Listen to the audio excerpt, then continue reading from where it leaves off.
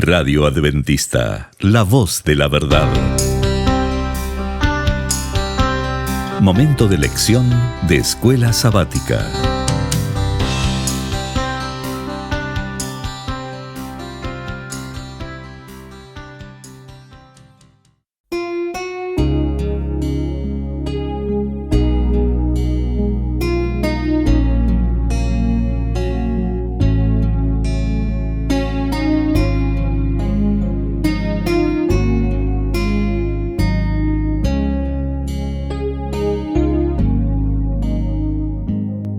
Muy bienvenidos, amigos y hermanos, al estudio diario de lecciones de Escuela Sabática.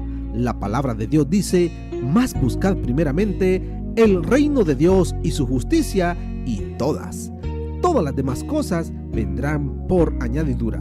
Por eso, a partir de este momento, Radio Adventista, la voz de la verdad, te invita a mantener la sintonía del cielo para que puedas escuchar y comprender el estudio de hoy con nuestro hermano Humberto Cativo. Muy buenos días, mis queridos hermanos y amigos. Nuevamente estamos con ustedes a través de Radio Adventista, la voz de la verdad. Hoy domingo, 29 de octubre. Para este día, la lección se titula Nuestras excusas. Miedo. Oremos. Dios y Padre que mora en los cielos, alabado sea, oh Señor, su santo nombre. Gracias, Señor, por su infinita gracia y misericordia. Gracias porque en usted encontramos la fortaleza para hacer los quehaceres diarios y hacer su voluntad. Señor, aquí estamos.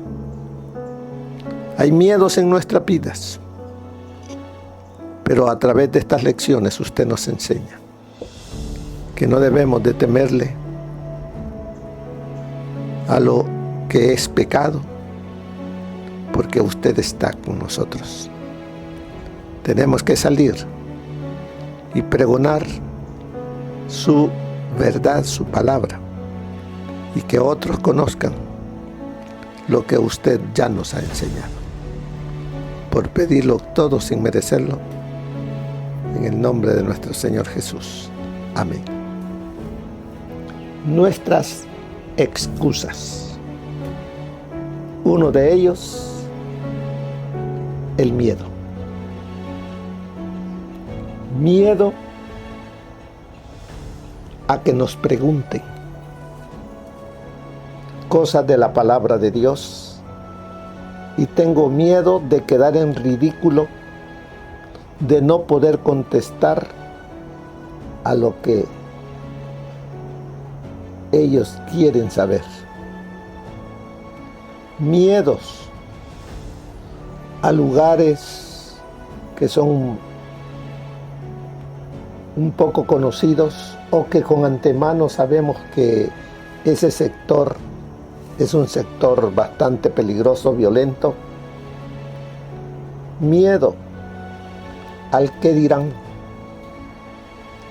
que me vean a mí con la Biblia bajo el brazo. Miedos. Hay tantas cosas que hace que el miedo no nos deja hacer la voluntad de Dios. Me recuerda las primeras personas que tuvieron miedo. Adán y Eva. Adán y Eva, cuando desobedecieron a Dios, comieron del fruto, pecaron. Cuando Dios los buscó, ¿qué dijo Adán? Tuve miedo y me escondí. ¿Qué sucede con nosotros? ¿Por qué tenemos miedo? ¿Será porque no andamos correctamente en los caminos de Dios? Para mí esa es la razón número uno. No andamos correctamente en los caminos de Dios porque no tomamos tiempo para escudriñar la Escritura diaria. Tenemos miedo porque andamos alimentando las cosas, la carne, con las cosas del mundo. Eso nos quita fuerza, poder para obedecer a Dios. No vivimos el primer amor. Porque todo aquel que vive el primer amor no le importa el tiempo, no le importan las cosas que tenga que hacer, pero él lo hace. El que vive en el primer amor. Ya nosotros estamos cómodos. Y como estamos cómodos, ya no le vemos y no le damos importancia que otra persona sea salva. No le damos importancia a ir a esos lugares y llevar las buenas nuevas. Que lo haga otro, yo no. El miedo se desarrolla en la gente de diferentes maneras. ¿Cómo se ha desarrollado en usted? Y ese miedo lo utiliza el enemigo para que los que decimos ser embajadores de Cristo seamos embajadores mudos. Pero Dios no quiere eso. Dios quiere llenarnos de su poder para que seamos valientes. Otros que estaban con miedo, ¿quiénes eran? Los discípulos de Cristo. Anduvieron con el Señor 3 años y medio. ¿Y tenían miedo? ¿Por qué? Porque habían permitido que otras cosas llenaran su mente. ¿Qué es lo que hemos permitido que llene nuestra mente? Que nos hace miedosos a salir a cumplir la misión. Los apóstoles, hasta que estuvieron unánimes con Dios, unánimes los unos a los otros, es como fueron fortalecidos, capacitados y ya no tuvieron miedo. Abrieron las puertas del aposento alto donde estaban, bajaron de allí, llegaron a Jerusalén y empezaron a hablar con poder la palabra. Eso nos hace falta a nosotros. Permitir que el Espíritu Santo transforme nuestra mente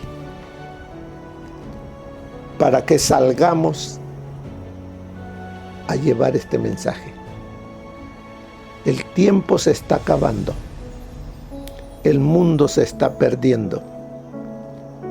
Y con ello, también nosotros, por el miedo que tenemos de caminar con Cristo, de hablar de Cristo y de buscar a las almas.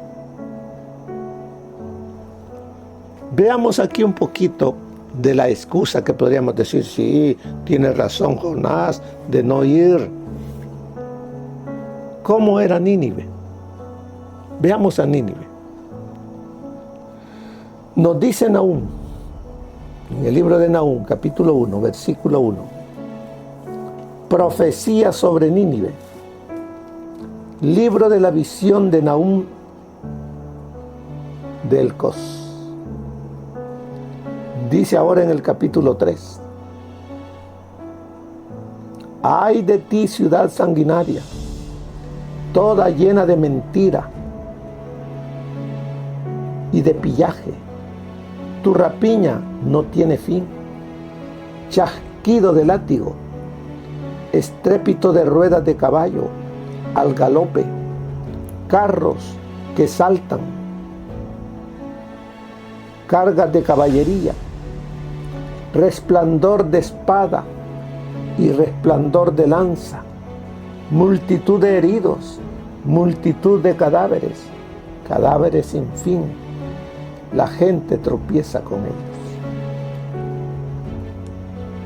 Por eso dice que es lo que era Nínive, que era la capital, y toda Asiria, toda esa gente era una gente sanguinaria, sin corazón, sin sentimientos. Le caía mal a alguien, a matarlo.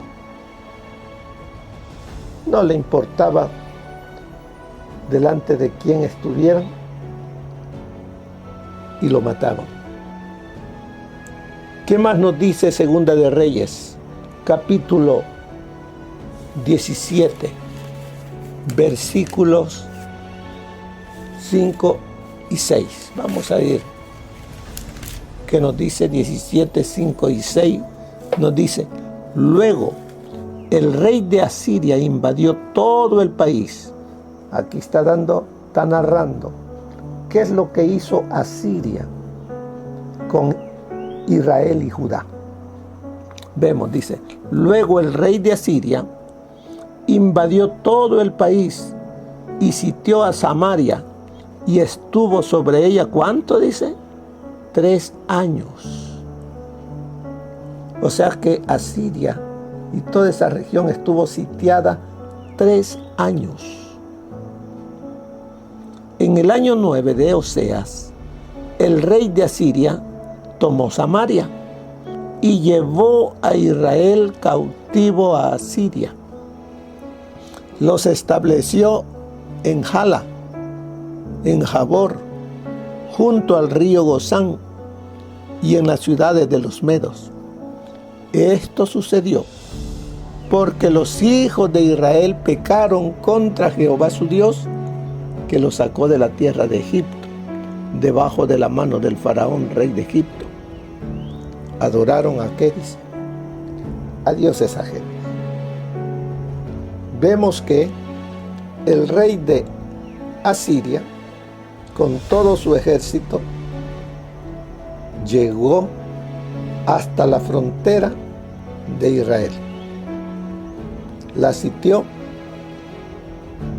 y Dios permitió que ese ejército sanguinario entrara. ¿Por qué? Porque su pueblo, el pueblo de Israel, se había apartado de Dios, siguiendo y adorando falsos dioses. Ahora nos dice en el capítulo 19 de Segunda de Reyes, en el capítulo 32 en adelante: por tanto, así dice Jehová acerca del rey de Asiria. ¿Se recuerdan cuando él mandó a sus agentes a decirle al rey que se rindiera, que le diera todo y que los iba también a ellos a enviar, como había hecho con Israel, que les iba a dar caballos si es que los podían, que había gente para que los montara, burlándose? ¿Pero qué? ¿Qué dice aquí? Por tanto, así dice Jehová acerca del rey de Asiria: no entrará en esta ciudad, ni lanzará flechas en ellas, ni la enfrentará con escudo, ni levantará contra ella un baluarte. Por el mismo camino que vino volverá, y no entrará en esta ciudad, dice Jehová, porque yo ampararé esta ciudad para salvarla, por amor a mí mismo y por amor a David mi siervo. Aconteció que aquella misma noche salió el ángel de Jehová y mató en el campamento de los asirios a 185,000 hombres. A la hora de levantarse por la mañana, todo era cuerpo de muertos.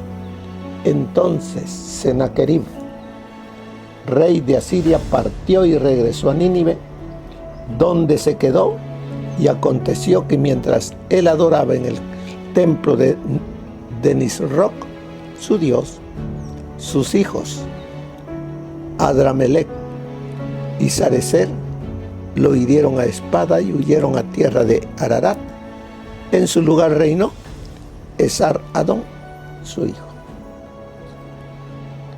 ¿Qué vemos acá? ¿Por qué parte de Israel, parte del pueblo de Dios, fue llevado cautivo? Si habían sido liberados de ser siervos, esclavos en Egipto. ¿Por qué esa parte? La parte de las 10 tribus. ¿Por qué? Porque se apartaron de Dios. Adoraban otros dioses, pero se consideraban pueblo de Dios. Ahora llegamos a Judá. Allí Dios pudo cuidar de ellos. ¿Por qué? Adoraban al verdadero Dios. Él pudo defenderlos. Y nada pudo hacer ese ejército poderoso de Sennacherib.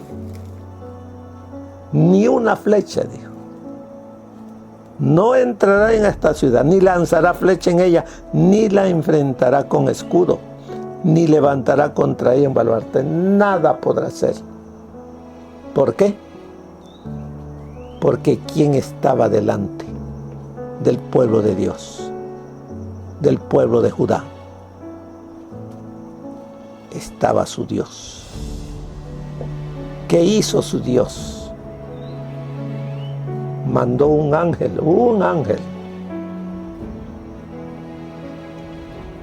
Y en esa noche mató a los 185,000 soldados.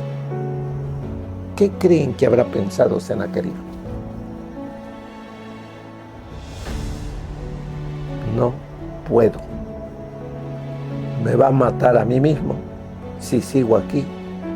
Dice que pasó con él. Por la mañana, Sennacherib, rey de Asiria, partió y regresó a Nínive. ¿Qué sucede cuando Dios interviene? ¿Puede el enemigo hacer que sintamos miedo? No. ¿Por qué? Porque tenemos la confianza puesta en nuestro Dios. ¿Qué nos dice eso a nosotros, hermanos? El enemigo va a querer que tengamos miedo. Ese león quiere hacer que usted y yo tengamos miedo de obedecer a nuestro Dios, de cumplir con nuestra misión, que nos quedemos allí escondidos, que nos quedemos cómodos haciendo una religión nada más, no la voluntad de Dios. Eso es lo que quiere el enemigo. Eso es lo que quería Sennacherib, que tuviese miedo el pueblo de Israel, el pueblo de Judá. Israel sí tuvo miedo, pero Judá confió en su Dios y fue protegido y liberado de ese enemigo. Así que ¿Qué de usted y de mí? ¿A quién oiremos? ¿A quién obedeceremos? ¿De quién hablaremos? Eso depende de cada uno. Pero los resultados pueden ser diferentes. El que confía en Jehová no temerá. ¿Por qué? Dios lo ampara. Yo estoy con vosotros todos los días hasta el fin. Quitemos esos miedos de nuestras mentes. Y nosotros podemos decir aquí al estudiar el libro de Jonás, una de las razones por las que Jonás no quería ir a Nínive era el miedo. Los asirios eran un enemigo temible y terrible. Y Nínive era la capital de esa clase de gente. Yo no voy. No he entrado a Nínive cuando ya me han matado. No voy. Y no quiso ir. Entre las ciudades, sigue la lección, entre las ciudades del mundo antiguo, mientras Israel estaba dividido, una de las mayores ciudades del mundo era Nínive, capital del reino asirio.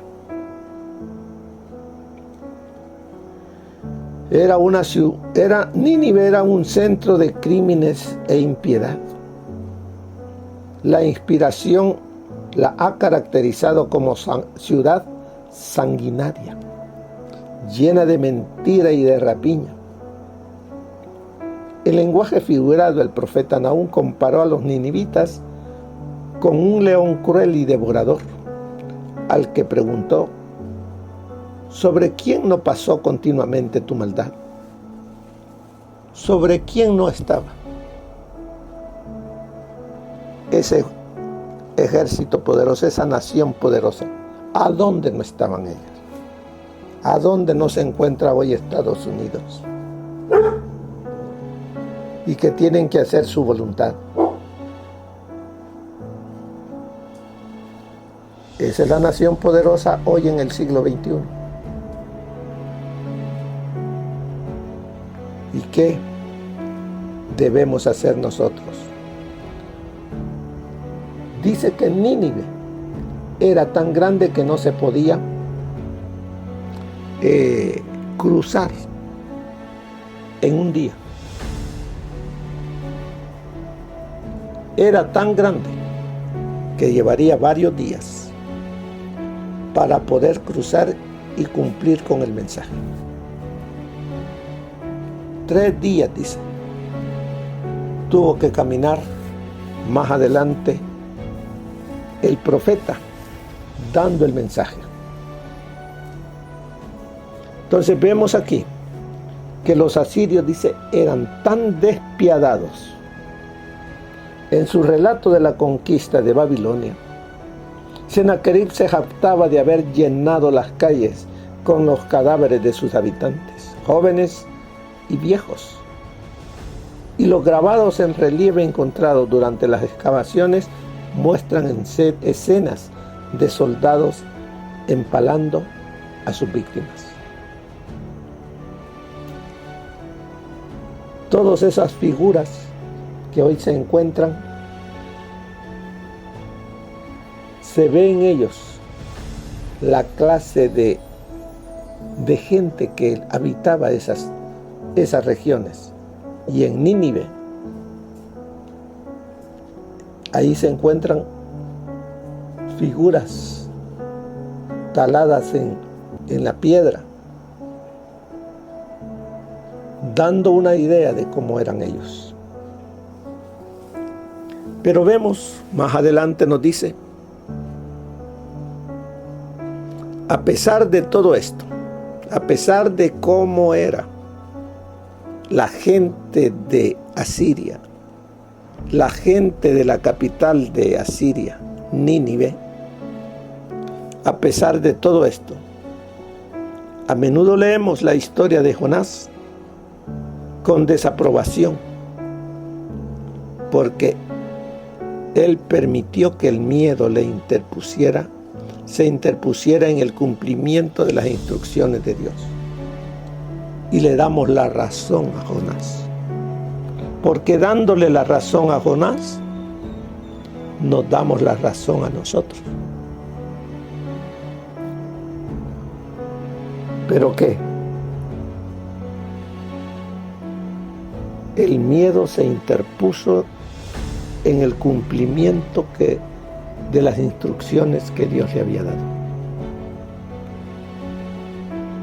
De lo que nos damos cuenta es que nosotros podemos hacer lo mismo, es decir, dejarnos controlar por nuestros miedos en lugar de ser guiados por Dios.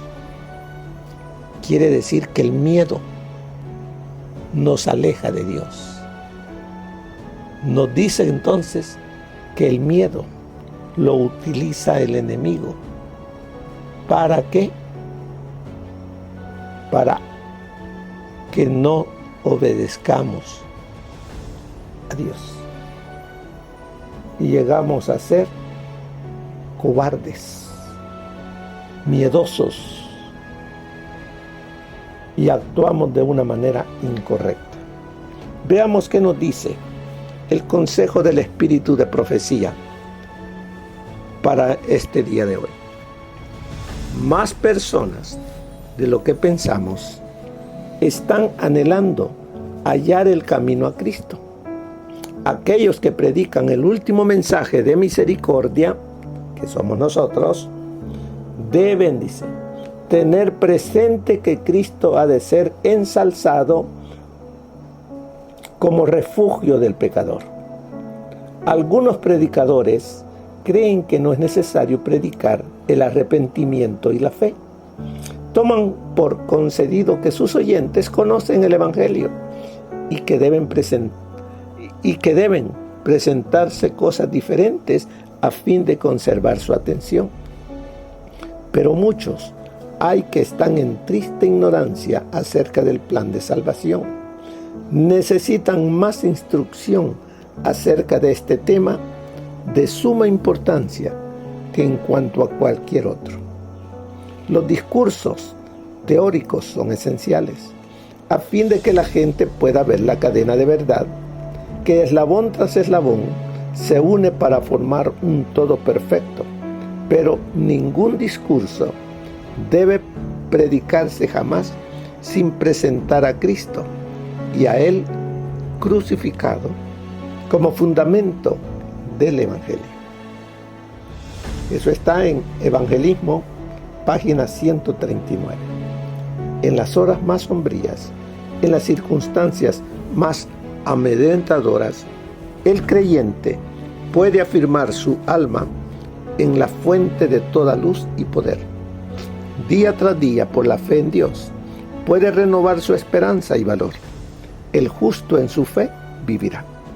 Al servir a Dios, no hay por qué experimentar abatimiento, vacilación o temor. El Señor hará más que cumplir las más altas expectativas de aquellos que ponen su confianza en Él. Les dará la sabiduría que exigen sus variadas necesidades. Eso está en Profetas y Reyes, página 285. Mucho depende de la actividad incesante de los que son fieles y leales. Y por esta razón, Satanás hace cuanto puede para impedir que el propósito divino sea realizado mediante los obedientes.